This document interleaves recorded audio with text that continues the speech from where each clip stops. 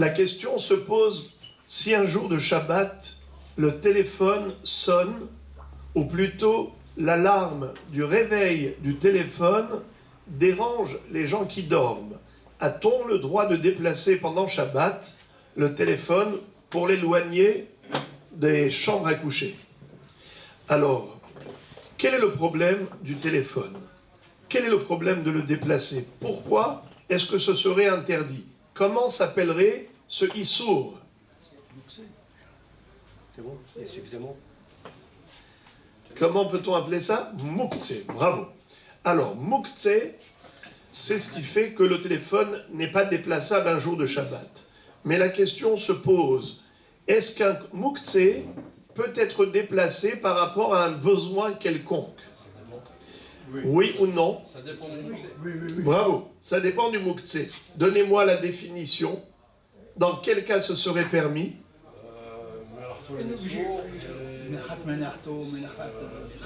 Oui, bravo. Bravo, premièrement, mais ce n'est pas le cas. En l'occurrence ici, c'est parce qu'il dérange les gens qui dorment. Alors comment ça s'appelle? Vous êtes presque, vous avez dit 90%.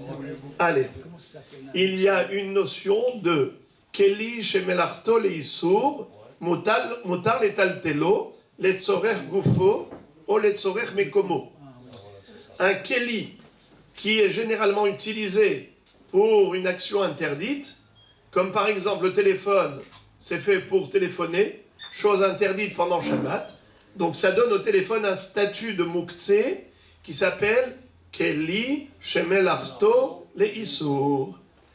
Alors nous avons une règle que, de manière exceptionnelle, un Keli Shemelarto Leisur, mutar letaltelo letzorech gufo, ou letzorech mekomo.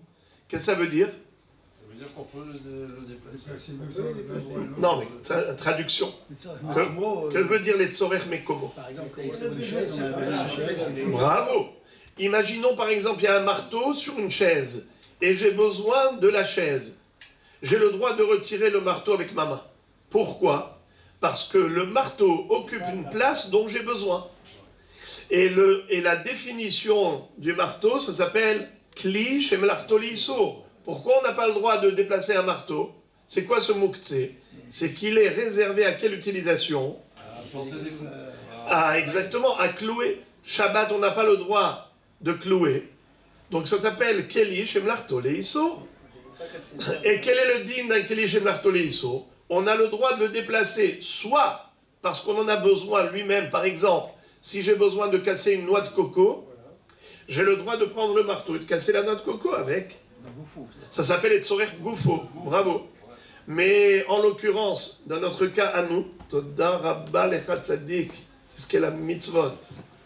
Mais dans notre cas à nous, il ne s'agit pas de l'utiliser, le téléphone lui-même. C'est pas l'Etzorer Gufo, mais c'est l'Etzorer Mekomo. Ça veut dire que j'ai besoin de la place. Ah bon? Je n'ai pas besoin de la place du téléphone.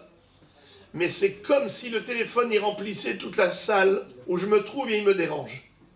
Puisqu'avec son bruit, avec le réveil d'alarme, eh bien, il est en train de réveiller tout le monde. Donc la place qu'il occupe, c'est ma place. Moi, je veux dormir. Oui, moi, je me lève à la tfila, mais toute la famille dort. Et de ce fait, il est en train... Alors, je dois le retirer pour laisser la place à la famille. J'ai besoin de la place du réveil. Étant donné que le réveil fait du bruit, il prend la place des gens qui dorment, alors j'ai le droit de le déplacer pour laisser dormir les gens. A priori. Mais en réalité, je n'ai pas le droit. En fait, ça dépend. Il y a un cas où c'est permis, il y a un cas où c'est interdit. Dans quel cas ce serait interdit? Au cas où le téléphone serait ce qu'on appelle Mouktsé Mehamat Hisaron Kis. Que veut dire Mouktsé Mehamat Hisaron Kis? Il existe 11 catégories de Mouktsé. Il y a les deux qui nous concernent en l'occurrence, c'est soit Mouktsé Mehamat Gufo, Mehamat Melartoli Issour, ou Mouktsé Mehamat Hisaron Kis. C'est-à-dire, si c'est un Keli Shemelartoli Issour, comme j'ai dit, un marteau, c'est fait pour clouer, on n'a pas le droit de clouer Shabbat.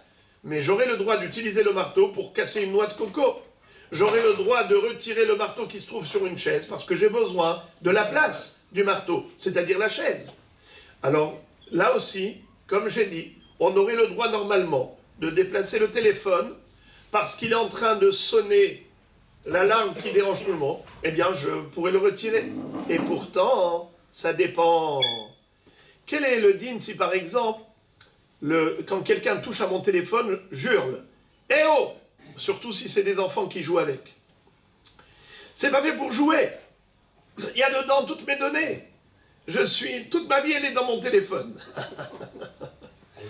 Dès qu'il y a quelqu'un qui joue avec, on hurle. Eh bien, dans ce cas-là, ça s'appelle Keli Shemelarto. Pardon. Mukhtse Mehamat Hisaron Kis. C'est quoi Mukhtse Mehamat Hisaron Kis?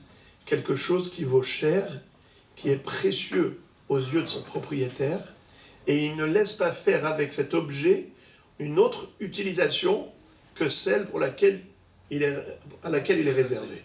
Exemple, pour prendre le cas de figure de la halakha, couteau de shrita. Est-ce qu'on aurait le droit de couper des carottes avec un couteau de shrita pendant Shabbat? Voilà, je me trouve bloqué, je n'ai pas d'autre couteau. Alors voilà, le shochet, il dit, tiens, t'inquiète, voilà, j'ai mon couteau de shrita. Permis ou interdit? Interdit. Comment ça se fait? Pourtant, on a dit que Kli Shem Lartoli Isur Mutar Letaltelo Letzorer Gufo. On a le droit de prendre un marteau et de casser une noix de coco avec, et pourtant le marteau, il est fait pour clouer, chose interdite Shabbat. Réponse, il a une dimension supplémentaire.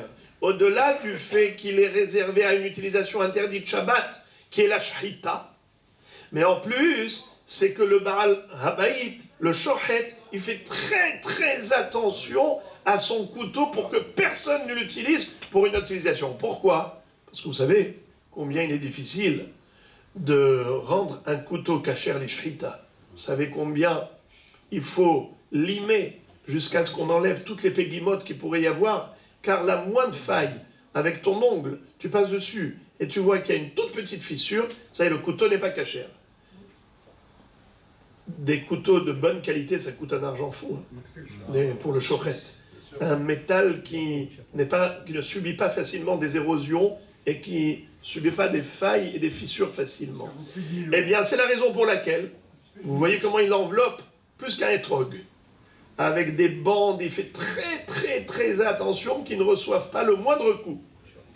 Alors même si, occasionnellement, il avait besoin d'utiliser son couteau, ce sera assaut. Si ce couteau il est posé sur une chaise, et j'ai besoin de la chaise, on avait dit, si un marteau est posé sur la chaise et j'ai besoin de la chaise, j'ai le droit de prendre le marteau et de le retirer, mais pas un couteau de shrita. Qu'est-ce qui fait la différence entre les deux? C'est que là, il est juste Kli Shem Lartoli Isur, et l'autre, il est en plus Mukhtse Mehamat Hisaron Kis. Traduction, Hisaron Kis. Ça cause une perte d'argent. Le couteau de shrita, ça coûte tellement cher que l'abîmer, ça cause une perte d'argent. Donc, on ne s'amuse pas avec un couteau de shrita. Par contre, avec un marteau, si je vois le gosse jouer avec, à part l'histoire du danger, ça ne me dérange pas qu'il joue avec. N'est-ce pas? Alors, bravo. Vous avez mis le doigt sur le point de chute. Voilà le point de chute. Tout dépend du téléphone. Si le propriétaire du téléphone, il fait très attention que personne n'y touche, et quand l'un de ses enfants joue avec, il dit « Eh, arrête, repose-le tout de suite », alors dans ce cas-là, ça veut dire que c'est Mukhtse Mehamat Hisaron Kis. Il n'aura pas le droit de déplacer d'un endroit à l'autre pour qu'il ne dérange pas ceux qui dorment, bien que l'alarme sonne et dérange. Alors Mais par contre, s'il laisse jouer les enfants avec, ça veut dire que ça ne le dérange pas qu'on joue avec son téléphone, alors il n'a pas le caractère de Hisaron Kis. C'est juste Kli Shem Lartoli Isur. Permis de le prendre et de le déplacer pour pas que son alarme dérange les dormeurs. Alors maintenant, imaginons voilà, que le Baal Habaït et les Makpid, ça s'appelle Mukhtse Mehamat Hisaron Kis. Comment peut-on faire pour que les gens dorment tranquillement? Alors il y a une façon de faire. Tu le pousses soit avec le pied, soit avec les deux revers de tes mains. Parce que Béchinouille, de manière inhabituelle, avec le revers de la main, ou de le tenir avec les deux revers de la main, ou avec le pied, eh bien c'est moutard de le déplacer. Avec le coude, c'est moutard de le déplacer. de manière inhabituelle, ou avec un balai, c'est motard de le déplacer. Ça s'appelle tiltul minatzad. Comment on appelle un mouktsé qu'on déplace avec shinouï? Donnez-moi l'appellation, comment ça s'appelle dans le lachon de la halacha? Tiltul kil ahariyad. Bravo. Un déplacement avec le revers de la main. Ça s'appelle les shinouï. Mais il n'y a pas que le revers de la main, ça peut être le pied, ça peut être le coude. Et comment s'appelle le déplacer avec un objet comme un balai, comme j'ai dit? Comment ça s'appelle? Tiltul minatzad. Minatzad, ça veut dire je le déplace avec quelque chose de côté, pas moi-même avec ma main. Voilà les amis pour ce soir.